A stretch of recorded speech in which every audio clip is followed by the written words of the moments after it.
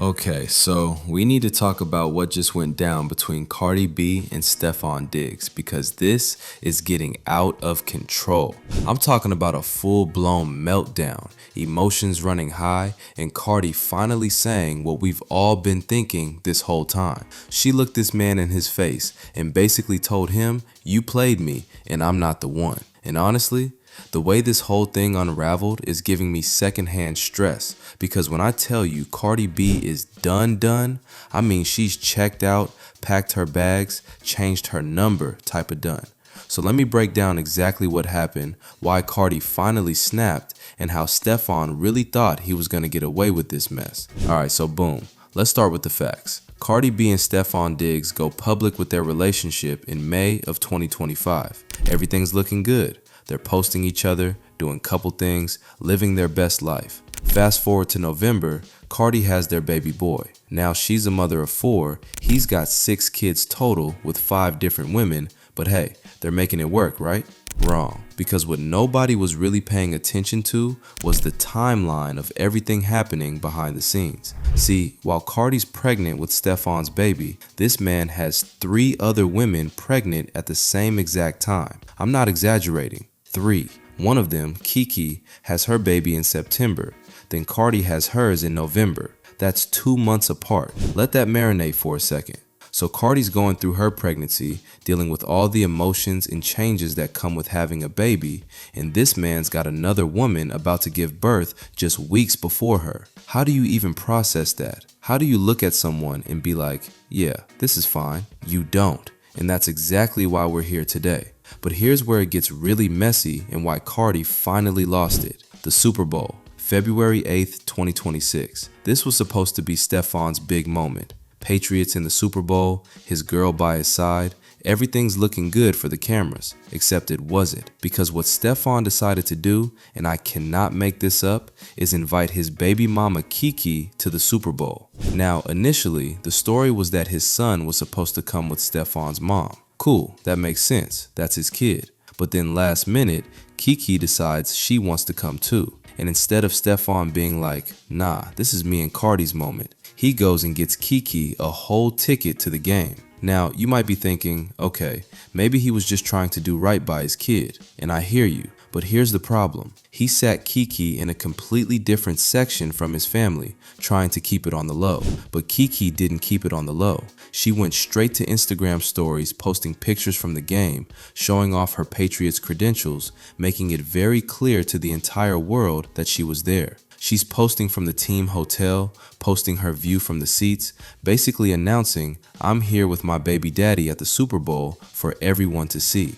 And Cardi, who's supposed to be enjoying this moment with her man, is now watching his other baby mama live tweet the whole experience. But it doesn't even stop there. Reports are saying that Pri, another woman from Stefon's past who's been in his circle for years, was also at the Super Bowl. There's video of her at what looks like a family gathering, sitting next to Stefon's mother, shaking his hand when he walks through. So now you've got Cardi dealing with not one, but potentially 2 other women in her man's life, all up in what's supposed to be their moment. And allegedly, all 3 women were staying at the same hotel. The same hotel. Can you imagine the level of disrespect? Can you imagine being Cardi, walking through that hotel lobby, knowing that at any moment you might run into one of his baby mamas? This is where Cardi snapped. This is where she realized, you know what? You played me. You really looked me in my face, told me you loved me, had a baby with me, and then brought your whole roster to the Super Bowl like I'm supposed to just be cool with it.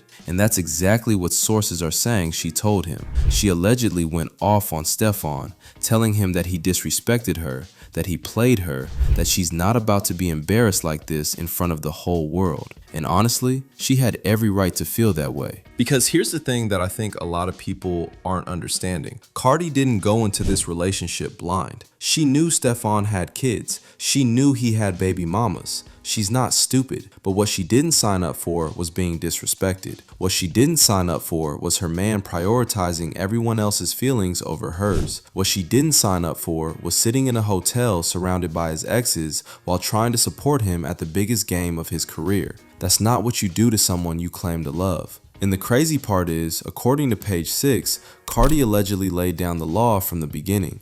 She reportedly told Stefon straight up that if any other woman came forward with a pregnancy after they became official, she was out. No questions asked, no second chances. She set a clear boundary and made her expectations known. So in her mind, she did everything right. She communicated, she was clear about what she would and wouldn't tolerate, and Stefon still managed to mess it all up. Now let's talk about that viral good luck moment, because this is what really showed us that Cardi was already mentally checked out. The day before the Super Bowl, ESPN catches up with Cardi and asks if she has any message for her boyfriend before the big game.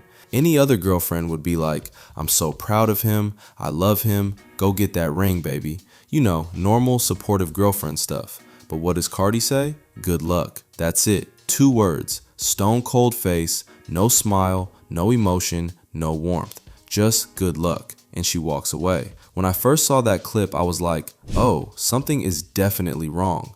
Because that's not how you talk to someone you're in love with. That's how you talk to a coworker you barely know. That's how you respond when you're being polite, but you really don't care. And the internet immediately picked up on it. People were like, wait, did y'all see how cold that was? Something's going on. And they were absolutely right. Because within 24 hours of that Super Bowl ending, Cardi and Stefon unfollowed each other on Instagram and it was officially over. But there's another layer to this that makes it even worse. There's footage from the day before the Super Bowl at Michael Rubin's Fanatics party where Cardi performed, and a professional lip reader analyzed the video and said that Cardi appeared to be telling someone, "I've got a lot to do." She looked unsteady in her heels, told someone, "just leave," when they tried to help her, and reportedly asked, "How am I going to get over it?" This was a full day before the actual game, so Cardi was already emotionally falling apart, already trying to figure out how she was going to move past this situation, and she still showed up and performed and put on a brave face for the cameras. That takes strength. So when people are asking, why did Cardi lose it on Stefon? The answer is simple, because she gave this man everything. She gave him her time, her energy, her body. She had his child, and in return, he gave her stress, drama, embarrassment,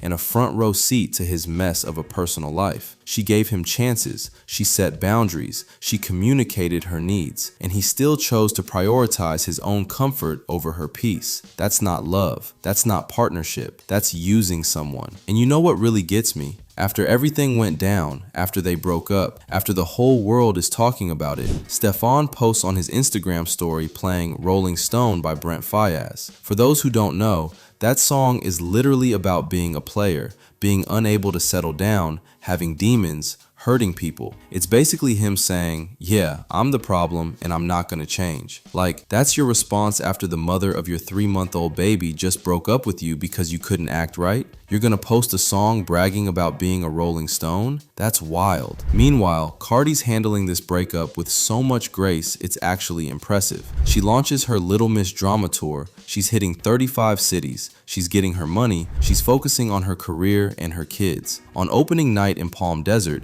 she gets a little emotional and tells the crowd, "Don't let nobody take your happiness away from you." And you can tell she's talking from experience. You can tell she's speaking directly about what she just went through. But instead of wallowing in it, instead of going on social media and airing him out, she's channeling that energy into her work. That's maturity. That's growth. Look, at the end of the day, Cardi B losing it on Stefon Diggs was not only justified, it was necessary. Because sometimes you have to stand up for yourself. Sometimes you have to look at someone and say, you played me, you disrespected me, and I'm not tolerating this anymore. She already went through this with Offset. 3 kids, years of cheating, constant drama. She finally got out of that situation and started healing.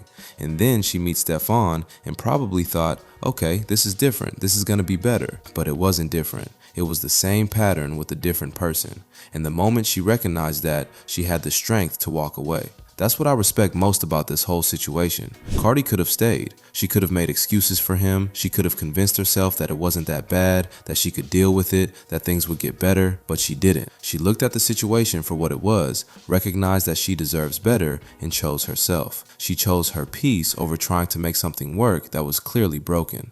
And that takes courage, especially when you're doing it in front of millions of people, especially when you just had a baby with this person. So yeah, Cardi B lost it on Stefon Diggs, and honestly, good. He deserved every word of it, because when you play with someone's emotions, when you disrespect someone who's been nothing but loyal to you, when you embarrass the mother of your child on one of the biggest stages in the world, you deserve to get checked. The real lesson here is about knowing your worth and not settling for less than what you deserve. Cardi B is showing all of us that it's never too late to walk away from something that's hurting you. Don't let nobody play you. Don't let nobody disrespect you. And if they do, lose it on them just like Cardi did, set them straight, and then move on with your life.